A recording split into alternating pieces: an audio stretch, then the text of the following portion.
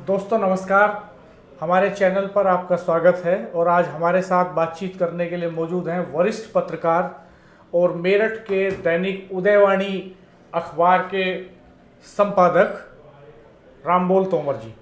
रामबोल भाई साहब, आपका चैनल पर स्वागत है। धन्यवाद आपका रविंद्र राणा जी। रामबोल भाई साहब, आपके पास लगभग 3 दशक का, लगभग 30 साल का जर्नलिज्म का अनुभव है और पूरी वेस्टर्न यूपी की जर्नलिज्म है आपकी, और एक बड़े हिस्से में करियर के आपने आरएलडी को कवर भी किया है। हाँ। और इस वक्त मीरापुर में उपचुनाव चल रहा है, तो हम पहले बात करेंगे आपसे मीरापुर के बारे में कि मीरापुर में अभी जयंत चौधरी जी ने मिथिलेश पाल को टिकट दिया है। जयंत चौधरी जी ने मिथिलेश पाल को टिकट दिया है, जो बीजेपी की नेता हैं। हालांकि वो पहले आरएलडी में रह चुकी है, आरएलडी से एमएलए भी रही हैं। तो एक तो ये कि ऐसी क्या मजबूरी थी कि जयंत चौधरी जी को मिथिलेश पाल को टिकट देना पड़ा, ये हम आपसे जानना चाहते हैं। मिथिलेश पाल क्या, मैं आपको कुछ थोड़ी सी बैक में जाकर बताता हूँ कि पश्चिम उत्तर प्रदेश की सियासत में राष्ट्रीय लोकदल की भूमिका हमेशा जो है महत्वपूर्ण रही है जी। और इसके बाद करीब आधा दशक से रालोद गठबंधन का सियासी चक्रव्यूह में फंसा हुआ जयंत नजर आते हैं। जो सियासी चक्रव्यूह है यहाँ का, उसमें ये जयंत फंसे हुए हैं। पहले जो समाजवादी पार्टी का इन्होंने कैंडिडेट उसका रहता था, सिंबल ये देते थे, इस तरह का माहौल रहा। सबसे पहले उपचुनाव लोकसभा का जब हुआ कैराना में, तो जयंत ने यही किया कि वो समाजवादी पार्टी की तबस्सुम थी, तबस्सुम को समाजवादी पार्टी की कैंडिडेट थी, लेकिन टिकट इन्होंने दिया, सिंबल इन्होंने दिया, वो जीत गई। तो ऐसा पिछले विधानसभा लोकसभा चुनाव में, पीछे जो लोकसभा चुनाव गया है उसको लेकर भी समाजवादी पार्टी की और जो इनकी तकरार हुई है, गठबंधन अलग हुआ है, गठबंधन की जो गांठ खुली है वो इसी वजह से खुली है कि मुजफ्फरनगर को लेकर उन्होंने कह दिया अखिलेश ने कि ये हमारा कैंडिडेट सपा करेगा, हरिंदर मलिक रहेंगे। वो हरिंदर मलिक को वो अड़ गए, ये चाह रहे थे जयंत चौधरी अपना कैंडिडेट लाना, लेकिन वो तकरार बढ़ी तो फिर गठबंधन की गांठ खुल गई। और विधानसभा चुनाव में भी ये चला था फार्मूला। विधानसभा चुनाव में भी इनका ये फार्मूला चला। जैसे कई कैंडिडेट थे, जैसे ये मीरापुर से जो इस समय सांसद बन गए हैं चंदन चौहान, इनका भी यही था मामला। चंदन चौहान भी सपा के हैं, लेकिन वो बाद में जो है इनके सिंबल पे चुनाव लड़े और वो जीत गए। लेकिन इनका कैंडिडेट इसी तरह का अब फिर उतार दिया है। मिथिलेश भी भाजपा की है, मिथिलेश इन्हें छोड़कर बीच में चली गई थी सपा में, सपा के बाद चली गई वो भाजपा में, और वो भाजपा की ही थी, कोई सदस्यता बीच में ली नहीं, कोई उसका वो भी नहीं, कहीं इतिहास नहीं है कि वो बदल गई है, वो उसमें आ गई सपा में। अब ये रालोद ने अचानक उसे कैंडिडेट बना के एक तो अपने कार्यकर्ताओं को ही हताश कर दिया। ठीक है, कैंडिडेट मजबूत बता रहे हैं, लेकिन वो है भाजपा की, प्रो भाजपा है। अच्छा, ये मेरे पास ये सूचना है कि आज कई ऐसे लोग जो दावेदार थे, जैसे कल अजीत राठी नहीं आए, आज कल के नामांकन में नहीं गए मिथिलेश के, राजपाल सैनी जी ने अपने बेटे को भेज दिया। राजपाल सैनी जी बीजेपी में हैं। तो आरएलडी के जो दावेदार थे, लगभग 24-25 दावेदार, तो आज ये सूचना है, इस तरह का फीडबैक मेरे पास है कि कई लोगों की जयंत चौधरी जी से बात हुई है और जयंत जी ने उनसे कहा है कि भाई ये सब तो चलता रहता है और मजबूती से खड़े हो और लगो। और एक और महत्वपूर्ण सूचना मेरे पास ये है कि कल जो है आरएलडी और बीजेपी के कार्यकर्ताओं का एक जॉइंट सम्मेलन होने जा रहा है मुजफ्फरनगर में। उसमें मीडिया की एंट्री नहीं रहेगी, क्योंकि ऐसे सम्मेलन आरएलडी और बीजेपी ने पिछले लोकसभा चुनाव में भी करे हैं किए। लेकिन बड़ौत में जब सम्मेलन हो रहा था तो वहां जो है एक महिला नेता ने आरएलडी की बगावत का झंडा उठा दिया, जुतम पंजाब भी होगी। वहां जो है हालात विकट हो गए और बाद में उस महिला नेता ने आरोप लगा के कि भाई ये तो गलत गठबंधन कर लिया इन्होंने और वो समाजवादी पार्टी में चली गई। तो ऐसा रिस्क नहीं लेना चाहते इस बार, तो इस बार उसमें मीडिया को एंट्री नहीं दी गई है। मीडिया को इस वजह से नहीं दी गई, एक तो छपरौली में इनका ये संयुक्त सम्मेलन हुआ था, जिसमें जो है मारपीट हो गई थी मंच पर चढ़ने को लेके, और उसमें कुछ लोगों ने बगावत कर दी थी। फिर बड़ौत में उसकी इसमें भाजपा की और रालोद की दोनों की ही किरकिरी हुई। अब ये दोनों किरकिरी से बचने के लिए ऐसा करें, मीडिया की नो एंट्री। मीडिया तो क्या, मैं आपसे जानना चाह रहा हूँ कि क्या मामला सुलझ जाएगा इतने भर से? क्या उनकी नाराजगी दूर हो जाएगी? मुझे नहीं लगता। जो लोग नाराज हैं, रालोद के जो नाराज हैं, इस टिकट से रालोद के लोग जो कार्यकर्ता हैं वो संतुष्ट नहीं है। उन्हें पता है, हालांकि मिथिलेश रालोद में रही है, पूर्व विधायक भी रही है, वहाँ विधायक भी रही है, नहीं इनको विधायक भी रही है एक बार ये विधायक रालोद से ही रही है विधायक। रालोद से, मोरना से मैं ले रही हाँ, है। मोरना से। हाँ, लेकिन मेरा सवाल ये है कि नेताओं के पास तो जयंत चौधरी जी के फोन आ गए मान लो, तो वो तो मान जाएंगे। हाँ। वोटर्स पे क्या इम्पैक्ट पड़ेगा? उनका मन क्या कहता है? जो आरएलडी के कट्टर वोटर समर्थक हैं, पिछले 25-30 सालों से उनके साथ हैं, तो वो बैठ सकते हैं, इसमें दो राय नहीं। देखो ऐसा है, रालोद का जो वोटर है तो पक्का जो वोट उसे देगा, लेकिन कुछ समय से ऐसा हो रहा है, डगमगा रहा है। जो गठबंधन को मुजफ्फरनगर में अभी हाल में जो लोकसभा चुनाव हुआ, उसमें गठबंधन में मुजफ्फरनगर को वोट नहीं मिली।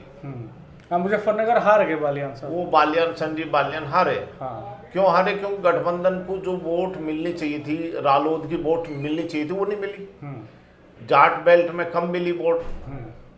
वो ज्यादातर विधानसभा में संजीव बालियान हारे हैं, जो जाट वाले हैं। बुढ़ाना में हार गए। हाँ, बुढ़ाना में हार गए, और कहीं सरधना में भी हारे हैं। तो इसमें ये लग रहा है कि जो वोटर है वो कहीं ना कहीं दूसरी जगह भी जा सकता है, इनका छिटक सकता है इनसे। एक और डेवलपमेंट ये है कि एक संदीप राठी कैंडिडेट हैं जो सपा से टिकट मांग रहे थे। हाँ, उन्होंने निर्दलीय नॉमिनेशन कर दिया है। हाँ, तो वो बगावत जैसे उसने कर दी है, राठी ने जो बगावत की है, उससे भी भाजपा और रालोद गठबंधन के प्रत्याशी पे असर पड़ेगा निश्चित रूप से। और इस बात को ये भी मान रहे हैं कि जो बगावत है, और भाजपा हाईकमान भी मानती है, जो बगावत करके खड़े हो रहे हैं कैंडिडेट, उनको बैठाया जाए, किसी भी सूरत में बगावत न होनी जाए पार्टी में। अच्छा, वो हो रही है। अच्छा, मान लेते हैं कि ये चुनाव तो चलो हो जाएगा, कोई जीते कोई हारे, आरएलडी की पॉलिटिक्स का क्या आप भविष्य में देखते हैं? क्या संकेत मिलते हैं? हाँ, आरएलडी का जो गठबंधन जिस तरह से हो रहा है, इससे आरएलडी को ही नुकसान हो रहा है जगह जगह। भाई ये एक तरह से इस चक्रव्यूह में फंसे हैं। पहले सपा के चक्रव्यूह में थे, वो अखिलेश ने ऐसा जकड़ रखा था इनको कि अखिलेश अपने कैंडिडेट उतार देते थे, सिंबल इनका दिलवा देते थे। इनकी स्थिति बेस्ट है वेस्ट यूपी में। यदि इस बार ये अकेले भी लड़ते लोकसभा चुनाव में, तो इनकी कम से कम 8-10 सीटें आ जाती। लेकिन ये क्या हुआ, एंड टाइम पे जो हवा बह रही थी भाजपा के खिलाफ, इन्होंने उसे भांप नहीं पाए और भाजपा के साथ हाथ मिला लिया जाकर। हालांकि इनको 2 MP इनके बन गए हैं, लेकिन गठबंधन के साथ यदि सपा के रहते तो बहुत फायदा होता इनको। लेकिन नहीं, इन्होंने अपना उल्टा ही वो करा, 2 सीटों पे संतुष्ट हो गए। सपा से 8 सीटें मिल रही थी इनको, फैसला भी हो गया था, लेकिन मुजफ्फरनगर को लेके इनका तालमेल जो है वो खटक गया आपस में। और सिंबल, जैसे रालोद का सिंबल, भाई ठीक है, यहाँ भी सिंबल इसे रालोद का दिया जा रहा, कैंडिडेट तो भाजपा की है, ये सब जानते हैं। वहाँ मीरापुर में हर आदमी जानता है कि भाजपा नेत्री है अब। और नहीं, एक सवाल ये भी है कि जो आपका पार्टी संगठन है, जो कार्यकर्ता हैं, उनके भीतर कैसे एनर्जी आएगी? हाँ, उसको एनर्जी फुल कैसे, मतलब एक तरह से कौन सा इंजेक्शन ऐसा है जो उसे ऐसा इंजेक्शन लगा दिया जाएगा कि वो दौड़ पड़ेंगे। वो भाजपा वाले भी नाराज हैं, भाजपा में भी संतुष्ट नहीं है। भाजपा वाले यूं नाराज हैं कि साहब हमारा नंबर कट गया। हाँ, हमारा नंबर कट गया, हमारा नंबर था, मिथिलेश का आ गया। तो वहां राजपाल सैनी खुद नहीं गए, उनके राजपाल सैनी नामांकन में नहीं गए। कई नेता हैं, ऐसे लंबी सूची है जो नामांकन में गए ही नहीं। ये कहा जा रहा है कि उनको निमंत्रण नहीं दिया गया, और निमंत्रण भी ऐसा कि भाई कम से कम फोन कॉल करके ये गठबंधन वाले कोई तो समन्वय समिति बनाती है। समन्वय समिति होनी चाहिए थी जो बातचीत करती, वो बातचीत नहीं है कोई भी। और नामांकन करने चले गए कुछ। तो मेरा यही कहना है कि हैंडपंप का निशान पश्चिमी यूपी में बहुत महत्वपूर्ण है, लेकिन ये चक्रों में ऐसे फंसते हैं जयंत चौधरी। गठबंधन के चक्र में पहले सपा में रहे, गठबंधन का चक्र में फंसे रहे, अब फिर उसके बाद भाजपा में चले गए। अब कैंडिडेट भाजपा का, हैंडपंप चुनाव चिन्ह जयंत चौधरी का, लेकिन हमारी समझ में नहीं आ रहा, ये लगभग आधा दशक से ऐसा चल रहा वेस्ट यूपी में। ये इसी तरह का ये नुकसान तो जयंत चौधरी को हो रहा। ऐसी स्थिति बनती दिख रही है विधानसभा उपचुनाव मीरापुर में कि राष्ट्रीय लोकदल ने जो भाजपा सक्रिय रही मिथिलेश पाल को अपना प्रत्याशी बनाकर सियासी गठजोड़ के सियासत अलग अलग निकल रही है उसकी वहां। अब देखना यह है कि गठबंधन रालोद और भाजपा किस तरह से लेकर, यदि इस चुनाव को उन्होंने बांध लिया, जो पश्चिमी यूपी की भाषा में कहते हैं बांध लिया, ये बन गया चुनाव, तो जीत जाएंगे। सिर जुड़ गया अगर सबका, सिर जुड़ गया सबका, सिर जुड़ा और काम इनका हुआ। और इसके लिए जयंत चौधरी को फील्ड में उतरना पड़ेगा। जयंत चौधरी यदि चुनाव प्रचार करते हैं गांव गांव घूमकर, तो चुनाव की दिशा बदल जाएगी। और यदि वो नहीं निकलते और सभा करीर आए गए, हेलीकॉप्टर से आए और चले गए बोल के, उससे कुछ होने वाला नहीं। यही मतलब हालात ये हैं, रात का डेरा उनका यही लगना चाहिए मीरापुर। अच्छा, हाँ, इतने तो मुश्किल हालात। हाँ, मुश्किल हालात हैं। अब वो जो है उसी हिसाब से, हालांकि कांग्रेस ने कोई अपना कैंडिडेट नहीं उतारा है, वो सपा को कादिर राणा फैमिली, और कादिर राणा जो फैमिली है वो मुस्लिम एकजुट होकर पड़ेंगे उस पर, और वो हिंदू कितने ले जाते हैं वो उन पे ऊपर है। अब हरिंदर मलिक भी चुनाव लड़ा रहे हैं वहाँ। हरिंदर मलिक वर्तमान सांसद हैं। अब वो जब हरिंदर मलिक वहाँ से अपने वोट लेके गए हैं, तो संभवतः ये अदर कास्ट भी मिलेगी। उसको रोकने के लिए नहीं, मुकाबला कड़ा है। मुकाबला कड़ा है, आसान नहीं है जीत। उपचुनाव की जीत वहाँ आसान नहीं है, बहुत ही कांटे का टक्कर है आपस में। ये नहीं कहा जाता हलवा आसान नहीं है खाना, हलवा बना हुआ नहीं है, बनाना पड़ेगा वो कढ़ाई पे चढ़ा के। अब बनाओगे कौन? जयंत चौधरी, भाजपा के नेता सब संयुक्त होकर मिल के चलेंगे तो हो जाएगा, वो हलवा खाया जाएगा। और वरना हलवा आसान नहीं है इतना खाना, वरना हलवा सुम्बुल ही खाएंगे। हाँ, हलवा कोई और ही खाएगा फिर। अब ये पश्चिमी यूपी का अलग है एकदम। ये बसपा का और आजाद समाज पार्टी का क्या सीन रहने वाला है इस चुनाव में? हाँ, आजाद समाज पार्टी एक नई पार्टी उभर कर आई है। उनका चंद्रशेखर उसके वहाँ सांसद भी हैं बिजनौर से, और ये यूथ में बहुत ज़्यादा काम कर रही है। तो ये जो यूथ है भी तो मीरापुर में प्रत्याशी है। हाँ, इनका प्रत्याशी है। ये नुकसान करेगी, भाजपा को ही नुकसान होगी, गठबंधन को नुकसान होगा, रालोद को नुकसान होगा।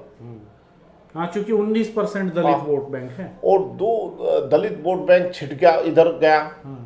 वो भाजपा पर भी दलित वोट बैंक गया है, लेकिन पिछले चुनाव, लोकसभा चुनाव में दलित नहीं मिला, बहुत कम मिला है।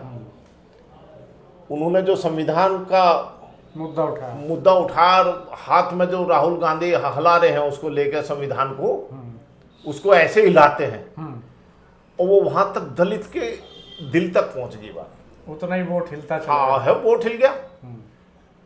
कभी नहीं मिला दलित वोट पे उसका, फिर लौट रही है सपा। बताइए, सपा को कभी कोई गठबंधन, कोई मतलब ही नहीं दलित का, और दलित मिले उसको। इस बार वोट कटेगा दलितों का, वहां जाएगा, आजाद पे चले जाएगा। बसपा का भी कैंडिडेट आ गया, मुस्लिम कैंडिडेट। हाँ, तो वो बसपा एक गणित बना रही है, मुस्लिम प्लस दलित गठजोड़ बन के हमारा कैंडिडेट निकल जाए। वो वहां आपस में दलित भी बट रहे हैं।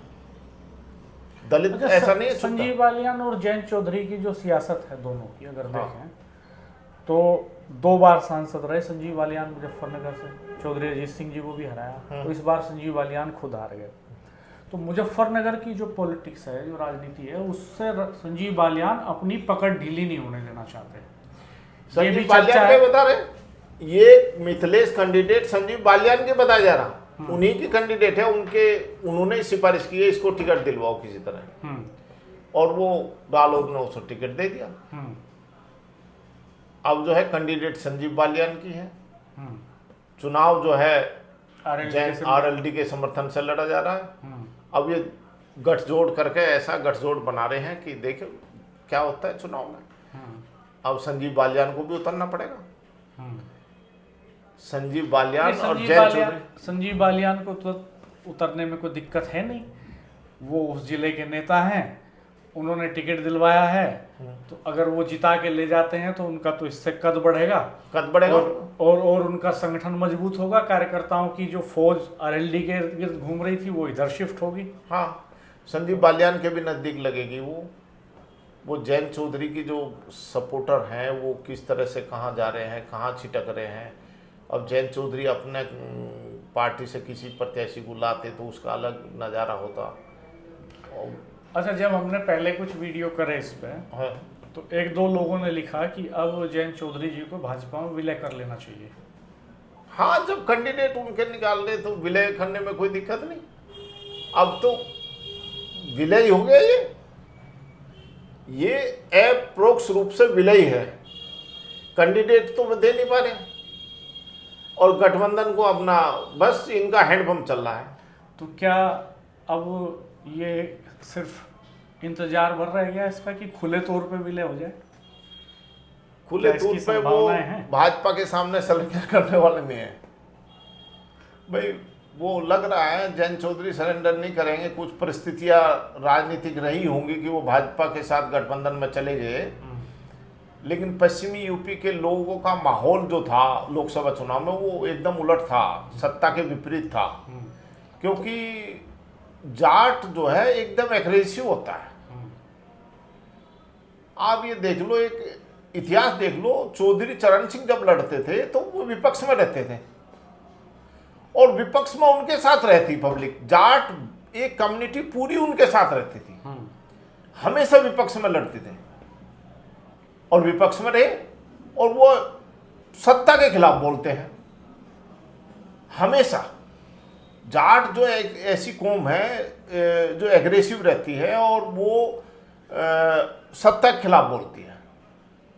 अब वो देख लो, आपका किसान आंदोलन चले, कौन चला रहा था? जाट ही तो चला रहे थे। किसानों में हर बिरादरी थी, वैसे त्यागी भी था, गुज्जर भी था। राकेश टिकैत का आंदोलन चला, वो वेस्टर्न यूपी नहीं चला है। हालांकि जो पंजाब के सरदार थे उनका अलग आंदोलन चल रहा था, लेकिन ये जो दिल्ली बॉर्डर पे था वो राकेश टिकैत का था। ये पश्चिम का जो लोग हैं, पश्चिम के जो जाट बेल्ट है उसका एग्रेसिव अलग है। और ऐसा नहीं है कि जाट भाजपा में नहीं है, भाजपा में भी है, सभी जाट ऐसा नहीं है। लेकिन हाँ, जयंत के मिलने से अब तो सभी जाट भाजपा ही हो गए, जो विपक्ष में थे वे भाजपा ही हो गए। उन जाटों का कहना है भाई जहां जयंत जाएंगे हम तो वहां चले जाएंगे। अब जयंत चले गए हैं तो उनको कुछ ठिकाना भाजपा के अलावा कोई है नहीं। तो पश्चिमी यूपी का मिजाज एकदम अलग है और अब ये उपचुनाव बहुत कुछ तय करने जा रहा है। पूरी यूपी का क्या तय करेगा कि क्या जयंत चौधरी जी का विलय हो जाएगा भाजपा में आरएलडी का? ये भी तय होगा क्या इससे? क्या इससे ये तय होगा कि अगर मिथिलेश पाल लूज कर जाती हैं तो क्या ये गठबंधन टूट जाएगा? नहीं, गठबंधन तो नहीं टूटने का। ये अब भाजपा को इससे मजबूत आदमी कौन मिलेगा? 2 सीट मिल गई, 2 सीट देनी पड़ रही, कुल 2 सीट देनी पड़ रही और जयंत का पूरा लाव लश्कर उनके साथ आ गया, तो भाजपा को तो बहुत आसान हो गया ये। और फायदा और जो है सहारनपुर से लेके और सहारनपुर से लेके पूरी आगरा मथुरा सब पूरी बेल्ट में हो गया। तो इसका जयंत का जाने का मतलब तो भाजपा को बहुत बड़ा फायदा होगा। उनका उनके लिए तो सस्ता सौदा है, सस्ता सौदा है भाजपा के लिए तो। 2 सीट में एक पूरी बेल्ट पे कब्जा कर लिया उन्होंने। कुछ नाराज थे उन्हें मना लिया जयंत ने, जो नाराज चले थे। लेकिन इतना आसान नहीं है उपचुनाव में मिथिलेश को जिताना। जयंत को वहीं कैंप करना होगा, घूमना होगा, गांव गांव घूमना होगा। पहले उन्होंने खतौली से मदन भैया को टिकट दिया उपचुनाव में, और मदन भैया को तब जिता कर ले गए। आरएलडी सफा थी और सारे एकजुट होकर गांव पड़े हैं। आजाद, ये चंद्रशेखर आजाद भी जयंत के साथ थे। अच्छा, ये तो बागियों की धरती है। यहाँ तो जो है खतौली में सत्ता को हरा देते हैं लोग। हाँ, सत्ता हरा दी। कैराने में सत्ता को हरा देते हैं लोग उपचुनाव में। और एक बार पंकज मलिक को जिता दिया था बघरा से, जब पूरा आरएलडी और सपा का गठबंधन था, सरकार भी थी, और वो लगे हुए थे लगातार कि भाई हार जाए, लेकिन वहां भी जबरदस्त चुनाव रहा था। वो जो पंकज मलिक हैं, हरिंदर चौधरी उनके फादर हैं, वो परिवार अच्छा राजनीति में दखल देता है, उनका अपना वजूद है। ये सपा ये मान रही हो कि मेरी हवा चल रही थी, ऐसा कुछ नहीं। वो हरिंदर मलिक का भी अपना वजूद है जाटों में, और आज से नहीं, वो चौधरी चरण सिंह के टाइम से है। तो मामला कैड़ा हो गया मीरापुर में? हाँ, कैड़ा हो गया मामला। अच्छा। अब वो कोरवी भाषा में तो ये क्या, बहुत कठिन है इनकी डगर। आप तो खैर, आपने तो पूरी जर्नलिज्म की इतने लंबे समय, तो कोरवी को ही अपनी ताकत बनाया आपने, ठेठ अंदाज। हाँ, अपनी मातृभाषा कोरवी को कभी नहीं छोड़ेंगे, ना छोड़ी है ना छोड़ेंगे। और कोरवी भाषा का जब पता लगा, जो राहुल संस्कृतान है, राहुल संस्कृतान ने लिखा है, उन्होंने लिखा है, वो बागपत बड़ो दौरा करने आए। हाँ। तो उन्होंने लिखा कि एक यहाँ भाषा मुझे अलग ही मिली। हाँ। और मैंने उस पर अध्ययन किया पूरा। उन्होंने जब पाया कि ये कोरवी है, ये प्राचीन भाषा है, आज की नहीं है ये कोरवी भाषा चली आ रही है, और ये खत्म होगी। आसपास में सिर्फ बागपत, मुजफ्फरनगर, शामली 3 जनपद है, उनमें बची है, बाकी खत्म हो चुकी। और लोग पढ़ लिखने के बाद कोई आईएएस हो गया, कोई आईपीएस बन गया, लेकिन मैं मानता हूँ हम पत्रकार हो गए, हम पत्रकार नहीं, हम कुछ भी हो जाएं, लेकिन अपनी मातृभाषा कोरवी को नहीं छोड़ सकते। तो बहुत धन्यवाद रामबोल भाई साहब आपका, आपने इतनी वैल्यूएबल चीज़ें बताई हैं, और आपका जो अनुभव है वो यहाँ हमारे काम आ गया। हम आपसे फिर समय लेंगे, फिर गुजारिश करेंगे कि आप हमें फिर समय दें, हम और डीप डिस्कशन करेंगे अभी का जो पॉलिटिकल एनवायरनमेंट है उसके बारे में, और हम जल्द इस पर भी रिपोर्ट करेंगे, इस पर भी डिस्कशन करेंगे कि आरएलडी और बीजेपी का जो कोएलिशन है इसका फ्यूचर क्या है, और ये कब तक स्टैंड करेगा। क्या आरएलडी और बीजेपी का विलय हो जाएगा, या आरएलडी और बीजेपी गठबंधन में ऐसे ही चलते रहेंगे, या अलग हो जाएंगे, क्या 2027 तक इनकी राहें जुदा होंगी। इन सारे विषयों पर भी हम अगले वीडियो में आपसे बात करेंगे। आपका बहुत धन्यवाद। Thank you. तो दोस्तों, चैनल को सब्सक्राइब कीजिएगा, बेल आइकन प्रेस कर दीजिएगा, नोटिफिकेशंस ऑल कर दीजिएगा, वीडियो को मित्रों के साथ शेयर कीजिएगा, कमेंट बॉक्स में कमेंट करके बताइएगा कि आपकी क्या राय है, आपके पास क्या फीडबैक है, आपका आकलन क्या है। नमस्कार।